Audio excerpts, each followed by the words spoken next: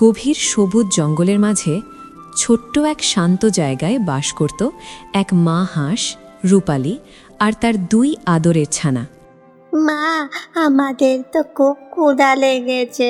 তুমি তাড়াতাড়ি গিয়ে আমাদের জন্য খাবার নিয়ে আসো।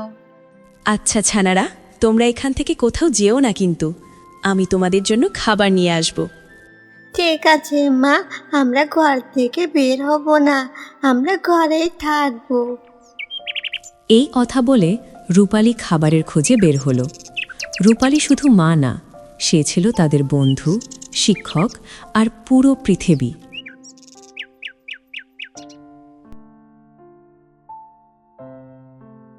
কিছুক্ষণ পরে সে খাবার নিয়ে ফিরে আসে। এই দেখো ছানারা, তোমাদের জন্য মজার মজার খাবার নিয়ে এসেছি, তোমরা খেয়ে নাও। মা, তুমি খাবে না? তুমিও আমাদের সাথে খাও। তারপর তারা সবাই মিলে খাবারগুলো খেয়ে নেয়। এভাবেই কেটে যায় বেশ কিছুদিন।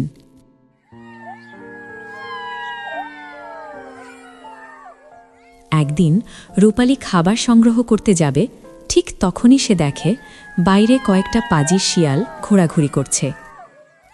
শোনো বাচ্চারা, এই জঙ্গল সবসময় নিরাপদ না, সব প্রাণী ভালো নয়।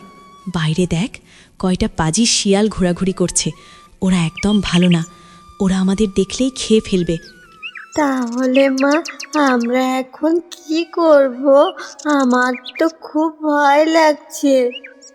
এখনই আমাদের এই জঙ্গল ছেড়ে অন্য জঙ্গলে যেতে হবে, না হলে ওরা আমাদের খেয়ে ফেলবে। হ্যাঁ মা, চলো চলো, আমরা চলে যাই। কিছু দূর যাওয়ার পরে তাদের সামনে একটা বড় জঙ্গল পড়ে। মা, আমি যে আর হাঁটতে পারছি না, আমার যে খুব কষ্ট হচ্ছে। আর একটু, সোনারা, আমি তো আছি তোমাদের সাথে।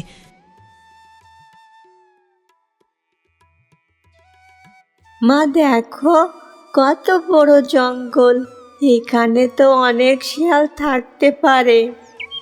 তোমরা এত ভয় পেও না, আমাদের এখান থেকে চলে যেতে হবে, আর আমি আছি তো তোমাদের সাথে। হঠাৎ তাদের সামনে একটি শিয়াল এসে দাঁড়ায়। মা, ওই দেখো শিয়াল, এখন কি করবে মা? আমি বেঁচে থাকতে তোদের কোনো ক্ষতি হতে দেব না, তোরা ভয় পাস না। শিয়াল ধীরে ধীরে এগিয়ে আসে। কোথায় যাচ্ছিস তোরা? মা, আমার বাচ্চাদের কিছু করো না তুমি।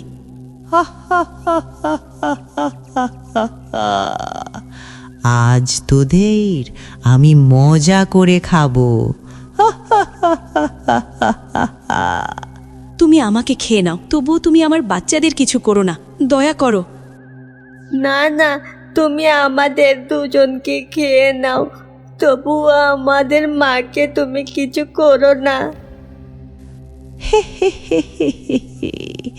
আমি না হয় তোর কথাটাই রাখি, আর তোর বাচ্চাদের ছেড়ে দিলাম, কারণ তোর শরীরে অনেক মাংস আছে, কিন্তু তোর বাচ্চাদের শরীরে একটুও মাংস নেই। আমি তোর কথাটাই রাখলাম আর তোর বাচ্চাদের ছেড়ে দিলাম। হ্যাঁ শিয়াল, তুমি তাই করো। ছানারা, তোমরা চলে যাও, আমি বেঁচে থাকতে তোমাদের কিছু হতে দিতে পারি না, তোমরা এখান থেকে দূরে পালিয়ে যাও। একজন মা নিজের জীবন দিয়েও সন্তানকে বাঁচায়। শিয়াল রূপালীকে নিয়ে চলে যায়।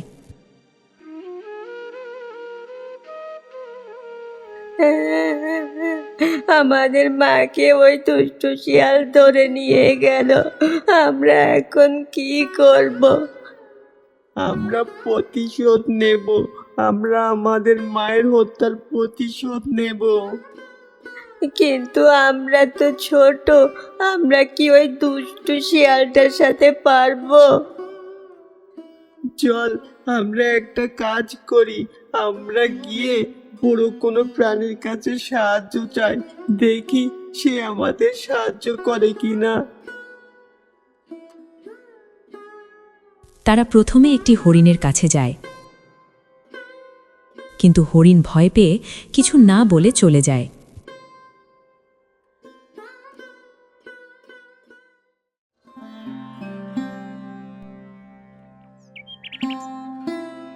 তারপর তাদের দেখা হয় এক বকের সাথে।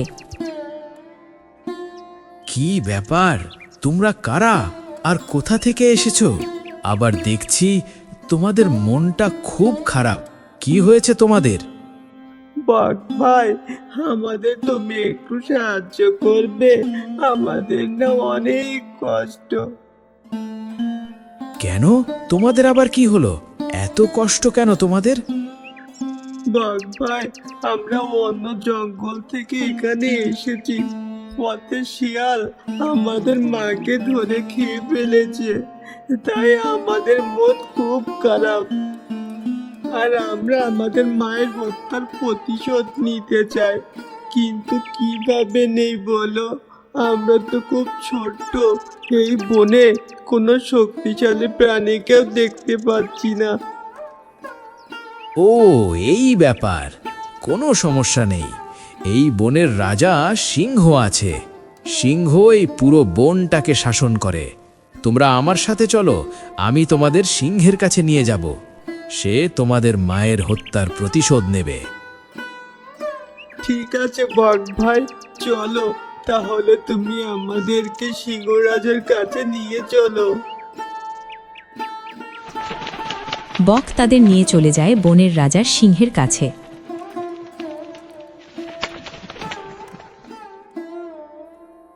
মহারাজ, গুহায় আছেন নাকি? ও মহারাজ! এই কে এলি এখন আবার? দাঁড়া, আসছি। রাজা মশাই, একটু আসুন, আমাদের আপনার সাহায্য খুব দরকার। একটু আসুন রাজা মশাই, আমাদের উপরে একটু দয়া করুন।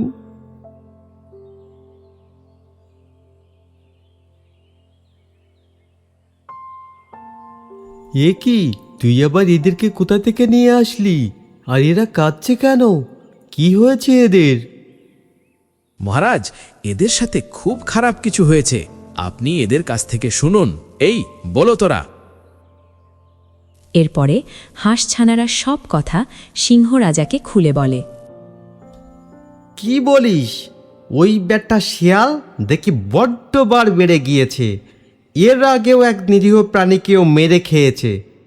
তোরা চল আমার সাথে, আজ ওর একদিন কি আমার একদিন।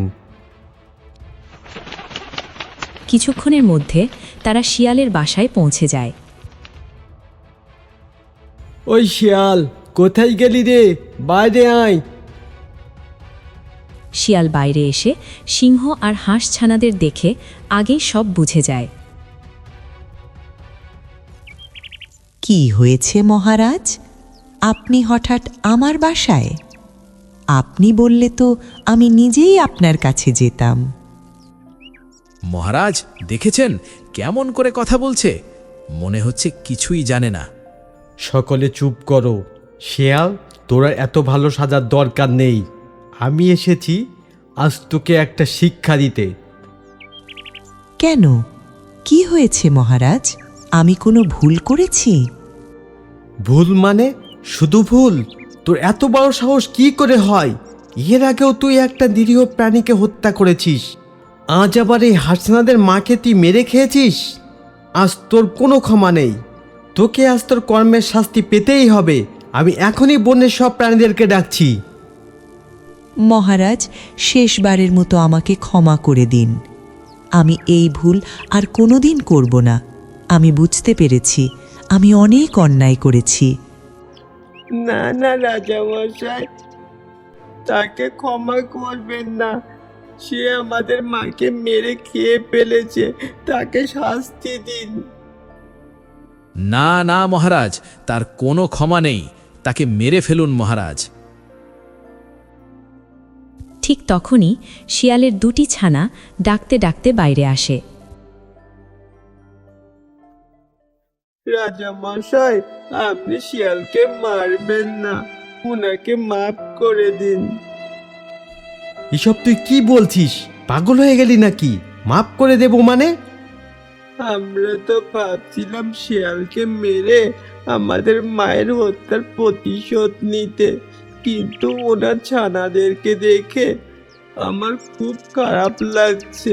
শিয়ালকে যদি মেরে ফেলা হয় তাহলে তার ছানারাও আমাদের মতো মাহারা হয়ে যাবে। আমরা জানি মা হারানো কি বেদনা। যার মা নেই তার যে এই দুনিয়ায় আর কেউ নেই। আর শিয়াল তো তার ভুল বুঝতে পেরেছে। সে তো বলেছে সে আর কোনোদিন কোনো প্রাণীকে হত্যা করবে না। তাকে মাফ করে দেওয়াই যায়। তাছাড়া তাকে মেরে ফেললে তো আর আমাদের মা ফিরে আসবে না। শিয়াল, আজ তুই এই হাঁসছানাদের জন্য প্রাণে বেঁচে গেলি। তুই কিনা যাদের মাকে মেরে খেয়েছিস, আজ তারাই তোর ছানাদের দিকে তাকিয়ে তোর প্রাণ ভিক্ষা দিল। হাঁসছানারা, তোমরা খুব ভালো আর অনেক বড় মনের। আজ থেকে তোমাদের দায়িত্ব আমিই নিলাম। আর এটাও শিখলাম, জীবনে কিছু কিছু সময় হেরে গিয়েও জয়ী হওয়া যায়।